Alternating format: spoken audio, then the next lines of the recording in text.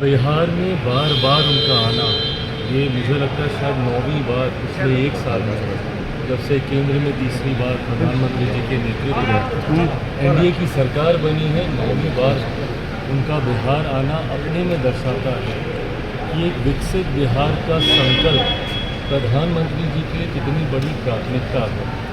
ऐसे में आज एक बार फिर हज़ारों करोड़ों की सौगात बिहारियों को वो समर्पित करके जाएंगे।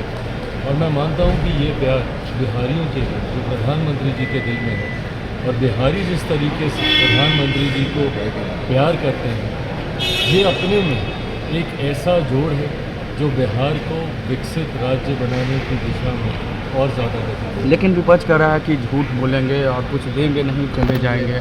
विपक्ष और कहेगा क्या?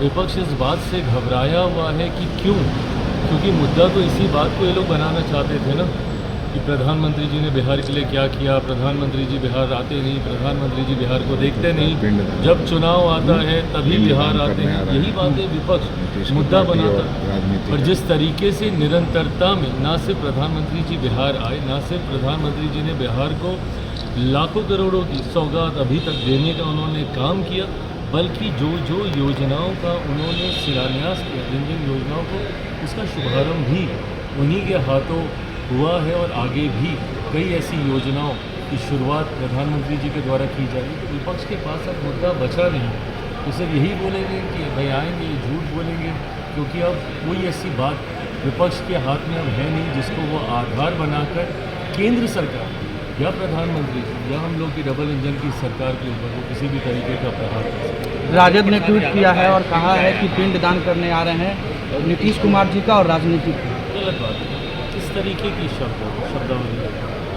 इस तरीके से भाई बार बार मैंने कहा कि आप कीजिए ना, नीतियों के ऊपर आप सवाल उठाइए, एसआईआर को लेकर आपने मुद्दा बनाया हुआ है, बनाइए इन सारी बातों को आप बोलिए जो आपको लगती हैं कि भाई नीतिगत तरीके से गलत फैसले हैं। पर इस तरीके से कहना, पिंडदान, मुख्यमंत्री जी के बारे में इस तरीके के अपशब्दों का उपयोग करना ये कतई उचित नहीं है, इसकी मैं निंदा करता हूं। तेजस्वी यादव कह रहे हैं कि राहुल गांधी को पीएम बना